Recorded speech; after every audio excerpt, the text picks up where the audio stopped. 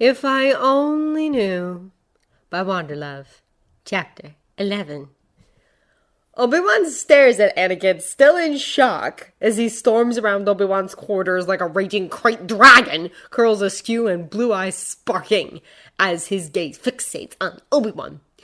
How could you? He repeats. No, demands. Anakin, I don't know what— You know exactly what I'm talking about. You know how I react, which is why you never told me. Coward! Traitor! Dapper! Obi-Wan's head snaps between Anakin's blazing eyes and the wide-open door behind him, a pair of curious clones in the hallway trying very hard to appear like they were looking somewhere, anywhere else. Anakin doesn't seem to notice or care.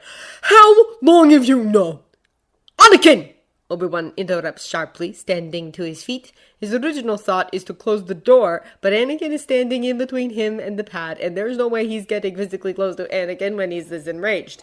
This is not the first time Anakin has come to him ranting and raving about this injustice or that terrible decision, but it is the first time that rage has ever been focused on Obi-Wan himself. It's not a comforting sensation. Obi-Wan knows deep down that Anakin would never hurt him, not even in his worst moods, but that doesn't help the instinctual desire to run far, far away. Obi-Wan decides a casual misuse of the Force is the better option, and holds up two fingers to slide the door to his quarters shut, another twist to lock it.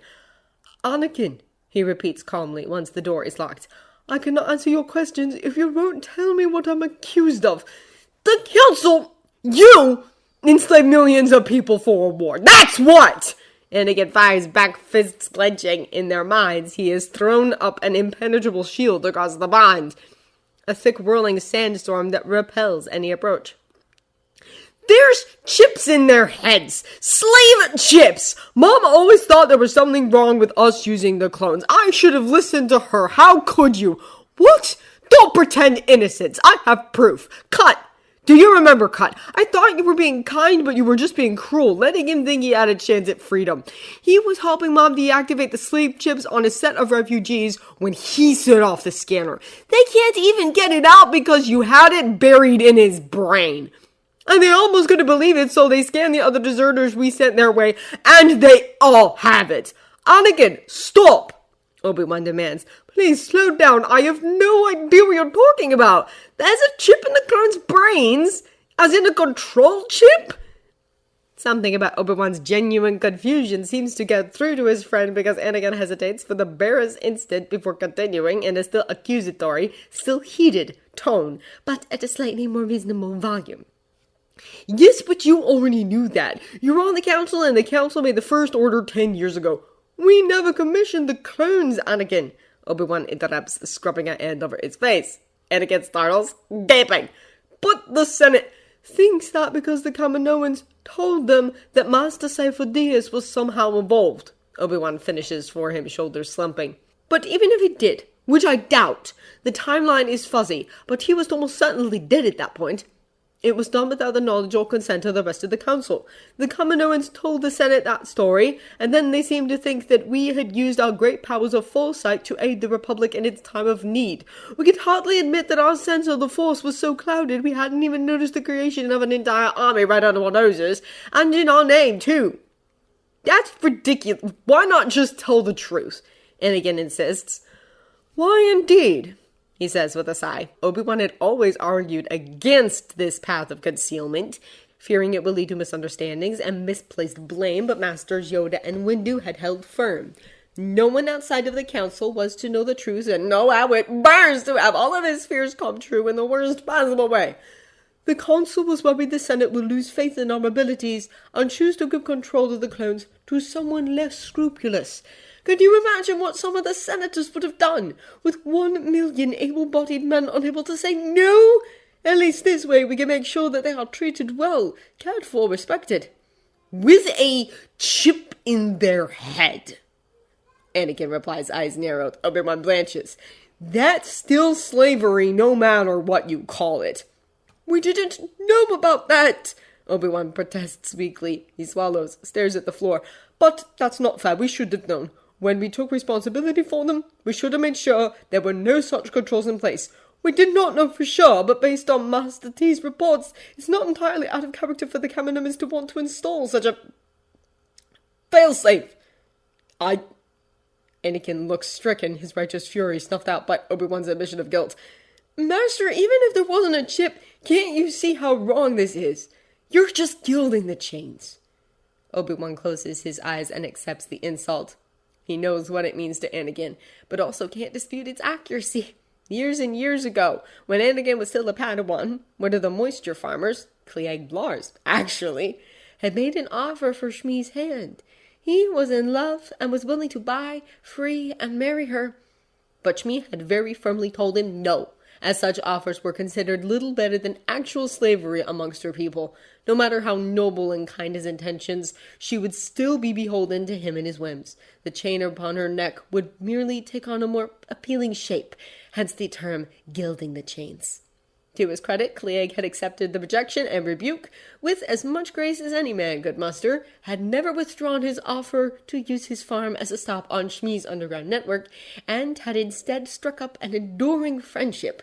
But none of that had mattered to Anakin, whose anger upon being told of the offer had been towering. Their whole department had been suffused with Anakin's discontent for weeks after, the force around him a roiling mess. I think we knew it was wrong, Obi-Wan admits, but we didn't know what else to do, with a war looming over our heads. We will push for a citizenship bill once the war is over. We always intended to do that. That's never going to happen. Anakin snorts derisively. Gepor would never deactivate a chip he put there in the first place.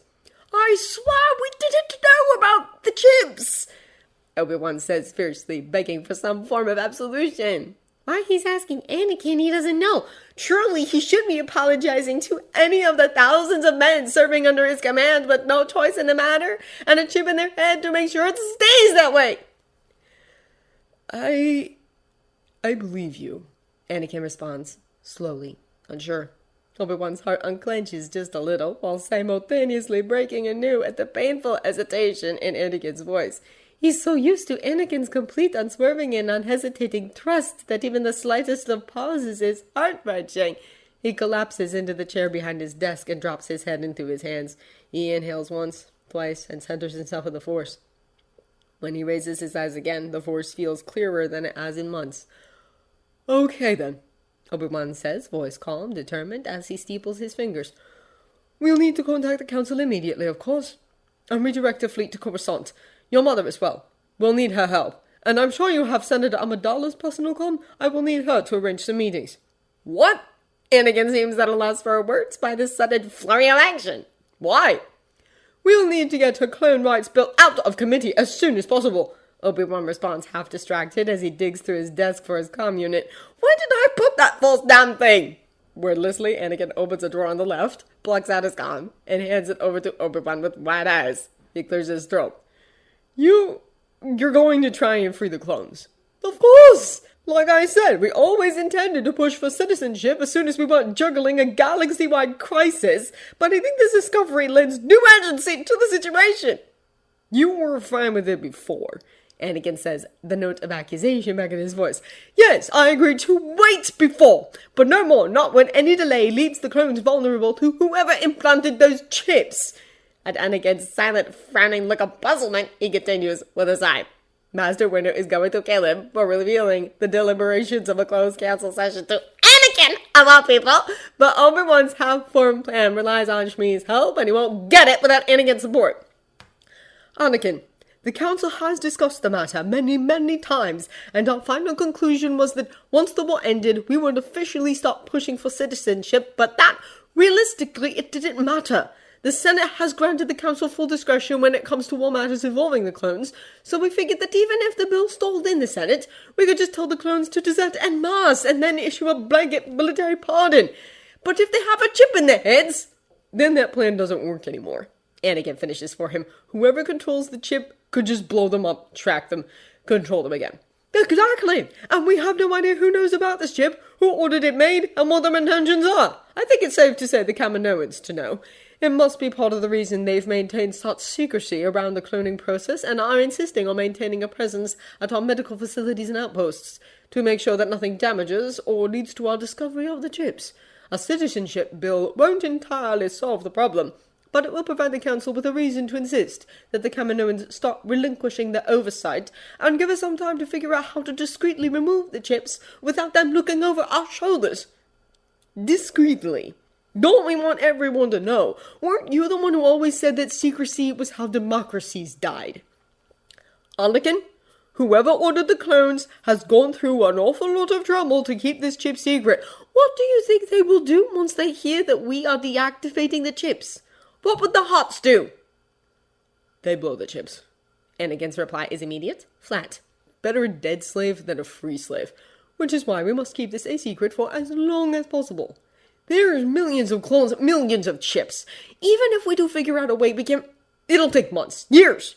I know, Obi-Wan responds grimly, which is why we must start now.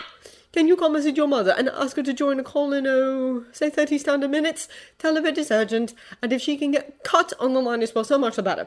When she's ready, I'll pass along my private council comgo. You want to give my mother a direct, uncensored line to Master Windu's God. Anakin says, voice half-pitched with incredulity. Obi-Wan pauses, considers, winces. Not really, but we'll need her help to figure out a way to neutralize the chips. She has a lifetime of experience in this area. We can't afford even a moment's delay. To ask for the proper permissions to get a separate code generated, we'll patch and boost the signal through Alt 2. I'll message the council. Oh, we'll also need Rex and Cody, I should think. Oh, scratch that. We'll need at least an hour before we're ready for Shmi and the council. We should first deliver the news to Rex and Cody privately. I can't imagine that'll be an easy conversation. I'm sure they'll want a moment to compose themselves without an audience. Anakin nods and types out a quick message to R2 on his vambrace as Obi-Wan calms Cody and tells him to bring Rex up to his quarters. When they finish, Anakin glances back to Obi-Wan.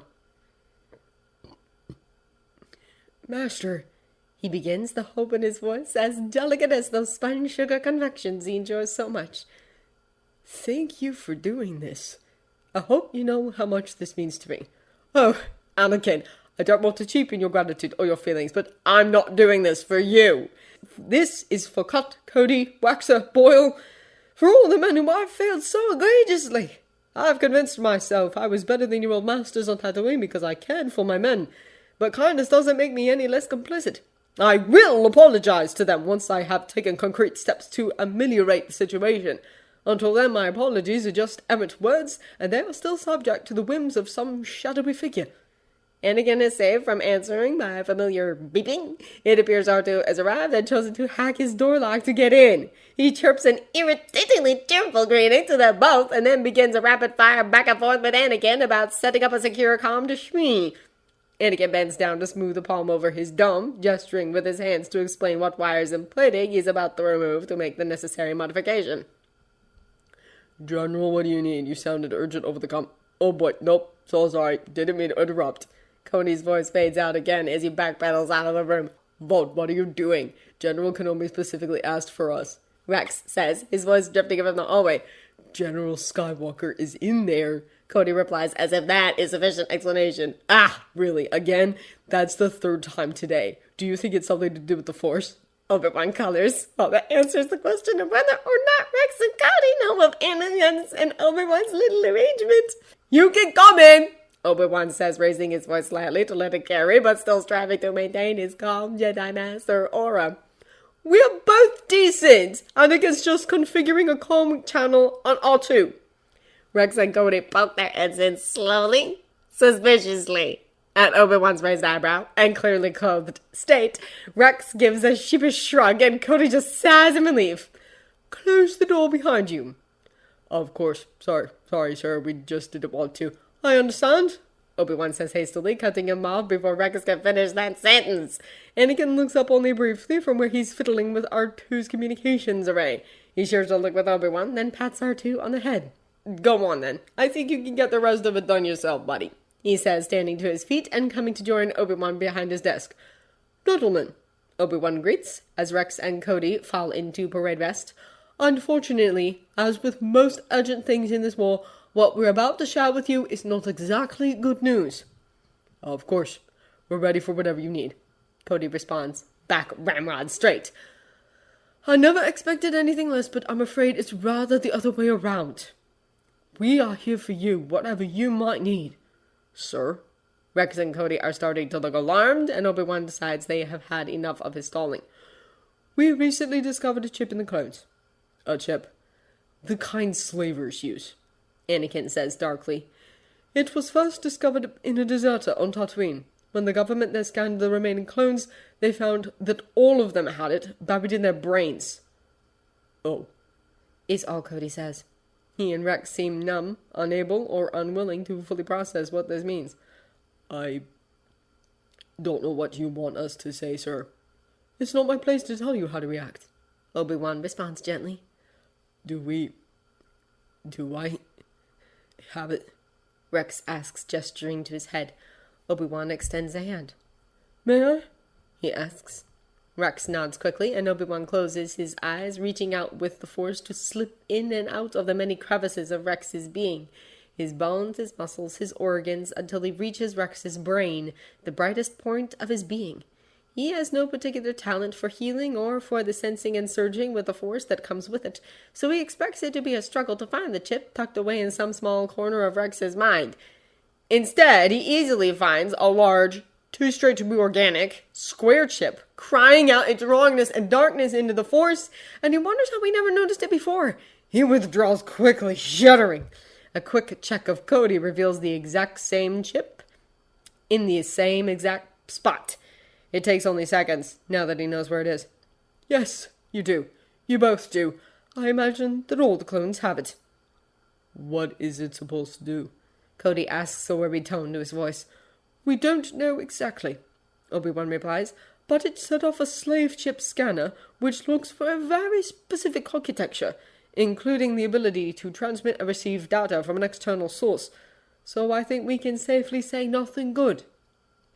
And the Kaminoans never told you about it? No, which is even more worrying. Why wouldn't they tell you? Was it not included in your final order? I want to assure you, Obi-Wan says, voice sharp, the Jedi would never order the implantation of such a device. Never! He sighs, then gentles his voice. And this is the part where I admit that we don't know what was included in the order because the Jedi Council never placed the original purchase. What? Cody's voice cracks across the room. Both Rex and Cody sit up straighter. This admission, more than anything else, seems to break them out of their numb stupor. But we were made for you, for the Jedi. We were always told that over and over and over again. You may have been intended for the Jedi, but it was not through any design of ours. So you never really wanted us? Rex's voice is small, perplexed. Obi-Wan does a double take, and even Anakin seems taken aback at the turn this conversation has taken. What? I don't... Obi-Wan shuts his mouth, collects himself, then begins again calmly. Rex, Cody, why does this piece of information seem to hurt you so much? Rex and Cody share a look, and then Cody turns back to face him. Growing up, we were always told we were just numbers. Cannon fodder meant only to die for our future Jedi. Cody begins heavily. He flashes a bitter smile. Organic droids, they called us. I think for the Kaminoans, that was a point of pride, a selling point for future clients. I don't think you can understand how much of a relief it was when you finally found us and you were nothing like the Kaminoans had told us you would be. No matter what they said, we knew that you hadn't ordered our creation just to let us die mindlessly. We were meant for more. A lot of us latched onto that. Rex continues, crossing his arms and hunching his shoulders defensively. But if you didn't place the first purchase, then maybe they were right all along, and whoever did order us just meant for us to be brainless droids. I mean, this whole chip thing definitely seems to support their version of events. Oh. Obi-Wan breathes, his chest aching and the Force swirling deeply around him. He had no idea how much the Jedi meant to the clones. They had always been unflinchingly loyal and devoted to their commanders and generals, but many of the Jedi had just assumed it was the natural result of fighting side by side for months on end in the midst of an unspeakable and ongoing trauma.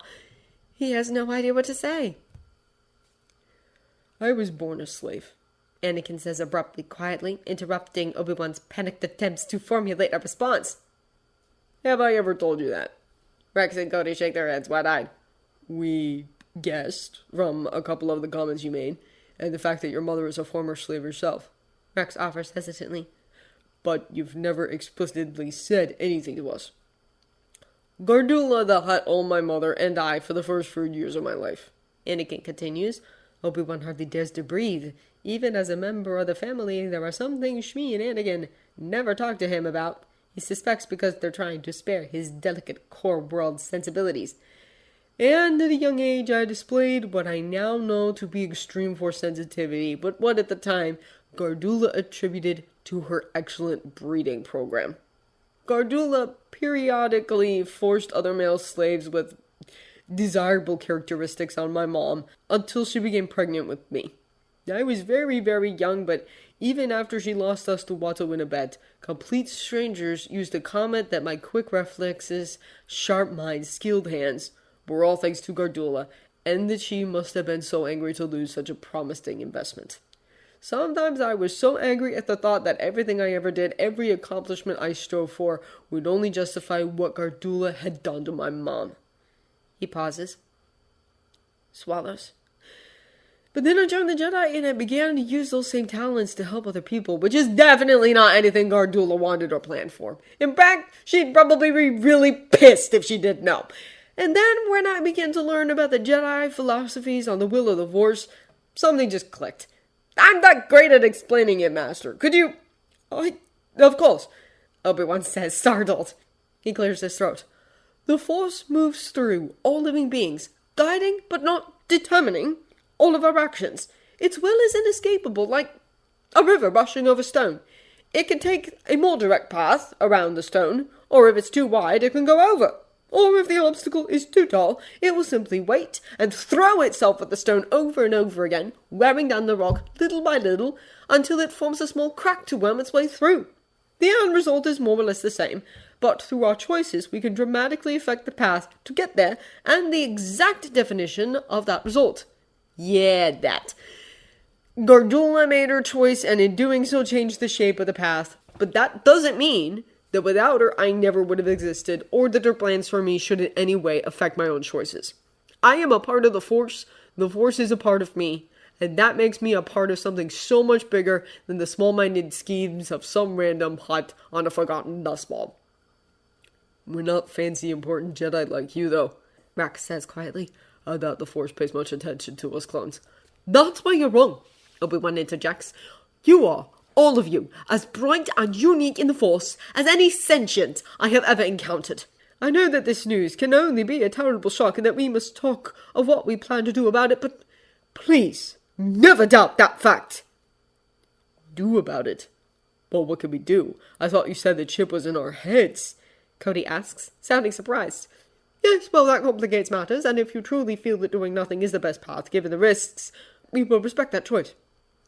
Obi-Wan responds, I have asked you here to break the news, but more importantly, to get your input on what to do next. I know the other troopers look to the two of you as leaders, spokesmen of a sort. Anakin and myself have already committed to aiding your people, and with your permission, I'd like to further involve the Independent Alliance of Tatooine, the Jedi Council, and the other generals. Light Secura is conveniently already aboard, and would be an excellent place to start. I was hoping you could listen to the suggestions of myself and the others I have mentioned, then provide your own ideas. Together we can fashion an acceptable plan going forward, whether that involves removing the chips or not. Oh, we definitely want the chips gone, Rex blurts out. Rex, Cody scolds, we can't possibly make that decision for everyone. If not us, then who? Rex demands in turn. It's not like we get to elect a senator or anything. How about that? Obi-Wan says. Cody's and Rex's heads snap towards him, eyes wide and mouths half open. I have a plan. They cross their arms and lean forward attentively, as they would for any of Obi-Wan's other briefings, right before a big battle. We're listening. Obi-Wan really hates the Senate. There's just something about the building itself and the people in it that give it such a headache. Even the mere thought of its plush red velvet halls and cavernous central dome is enough to cause him to drag his feet and feel a headache pounding through his temples. Still, Obi-Wan thinks this was no time for his personal prejudices, as Senator Amidala leads him and Anakin to their last meeting of the day. With one calm call from Anakin just a few days earlier, Senator Amidala had generously agreed to arrange and chaperone a series of last-minute meetings with high-profile senators currently holding up the Clone Rights Bill up in committee. And so they have dutifully scurried to and fro from one end of the Senate to another, alternately charming and scaring all manners of senators into supporting the cause. Well, Obi-Wan and Senator Amidala did the charming, and again just loomed silently in the background in his dark-colored robes. Obi-Wan doesn't really understand why some of the senators seem to be so scared of the display. Anakin looks more awkward than anything else, his hands tucked into the folds of his robes the way Obi-Wan had taught him so long ago. But it works for their goals. I saved the best for last, Senator Amidala warns as they shuffle out of a turbo lift, the tiny senator positively dwarfed by Anakin and Obi-Wan, even with one of her signature towering headpieces. Senator Medici is one of the representatives of Umbara and a staunch ally of Haile Bertoni, the senator from Camino. Really? Obi-Wan asks with a raised eyebrow. What sort of experience does a senator from Umbara have to warrant naming him to the Humanitarian Aid and Sentient Rights Subcommittee? Umbarans were notoriously xenophobic and insular, and probably didn't even have an equivalent word for humanitarian aid in a native language. Senator Amidala shares an eyebrow with him. None, she snorts. He has shot down almost every single bill I've ever introduced since joining the Senate. I've tried befriending him to absolutely no avail, wining and dining, tickets to his favorite ballet, even offering to compromise on some of his favorite pet projects. He just seems to derive some sort of sick pleasure out of saying no and is absolutely determined to resist all attempts to change his mind. And his friendship with the Kaminoans has made him particularly intransigent on this particular bill. You always did enjoy a challenge, Master. Anakin opines from his position slightly behind Senator Amidala. Obi-Wan shares a smirk with him. Don't worry, Padme. Obi-Wan's negotiated with actual rocks before and come out on the winning side.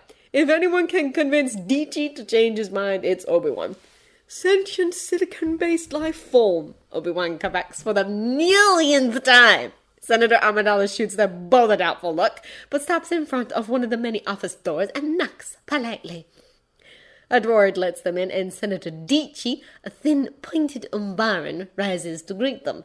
He and Senator Amidala step forward, grasping each other's elbows to exchange a set of dry, stiff cheek kisses. They both quickly step backwards. Thank you for agreeing to speak with us on such short notice. Senator Amidala begins, voice smooth as glass. She gestures to Anakin and Obi-Wan. These are my dear friends, Generals Kenobi and Skywalker. They were the ones who wished to speak with you, but their opportunities for leave are too often brief and last minute. Of course, Senator Dici says as he looks down his nose at them and gestures to a set of aesthetically beautiful and curving but hard and uncomfortable-looking chairs. I was interested to hear what little bit of politics could possibly interest our war heroes enough to warrant them sacrificing their rare leave. Perhaps if you voted in support of Senator Bertoni's and I's measure to increase clone production, we could provide the front with fresh troops and offer our generals the chance for more frequent leave. Senator Amidala's smile turns brittle.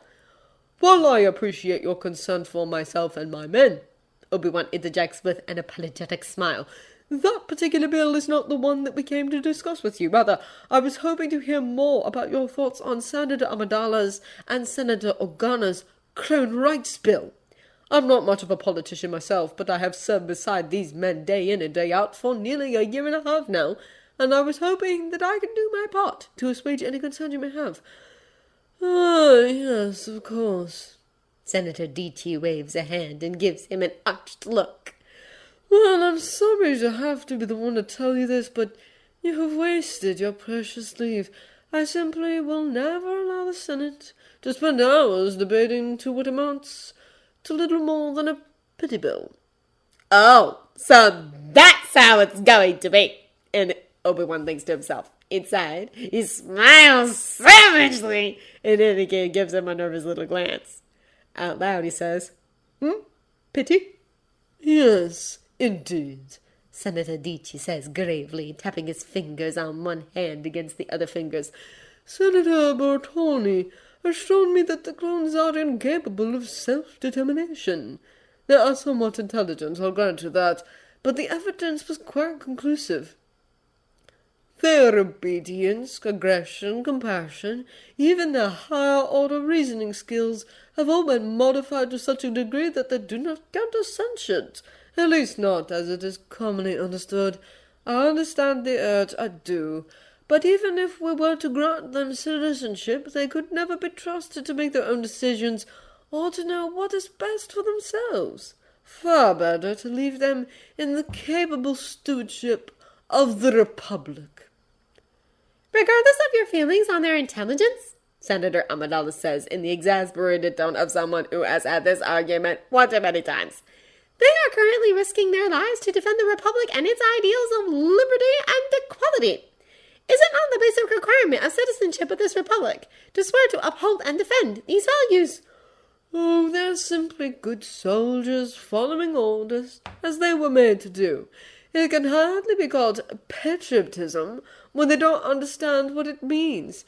It's not the same as, say, the pride and loyalty my people have expressed for nearly 900 years. Each generation carefully weighs and understands the burdens of democracy and reasoned debate, consciously choosing to renew our commitment to this great republic. That is true patriotism. Obi-Wan brushes an imaginary piece of dirt from his spotless robes and then folds his hands before returning his gaze to Senator Dici. That's a very interesting perspective, Senator, Obi-Wan says, voice pleasant. Senator Dici nods, his thin grey features emanating pleasure. I'm so glad to hear that. I will, of course, immediately decrease our fleet presence in the Embar system. What? Surely, if your people are so loyal to the Republic, so patriotic, they must be willing to die to defend their planet from the Separatists, no? Well, no. Oh, no. Obi-Wan's voice turns silky. Dangerous. No, that doesn't sound like the patriotism you've been so proudly telling me about. In fact, it seems to me that the clones have done far more for Umbara and the Republic than you and your people have. After all, they were the ones who gave their lives to protect your planet, and if you're not willing to recognize that sacrifice, then I don't see why they should continue to make it. You can't do that! The Senate would court-martial you! Maybe, Obi-Wan nods. But the Jedi Order does have special immunity, and while I'm sure you could petition to have them toss me out of the Order so you could put me on trial, it would take some time, and by then I'm sure your whole planet would be overrun. It would be very difficult for my replacement, whoever they are, to remove a heavily fortified, well-entrenched garrison of droids. You wouldn't risk your career for mere clothes. Senator Dici is rising to his feet and looming over Obi-Wan. Obi-Wan jolts to his feet and steps into the senator's space, forcing the other man to backpedal.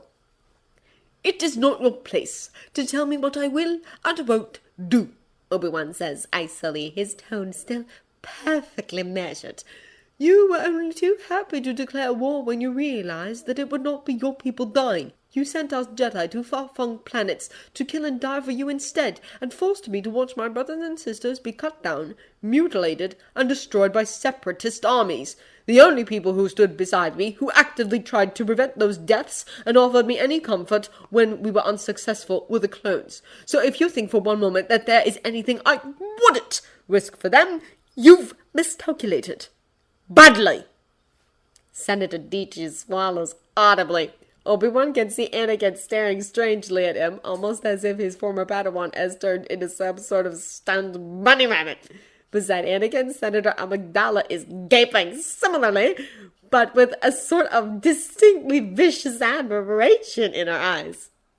You needn't vote for the final bill, Senator Dici, she continues, breaking the silence. Her tone is brusque, a business. We understand that such a position is politically untenable for you, but we do ask that you remove your filibuster blocking the votes within the subcommittee on humanitarian aid and sentient rights.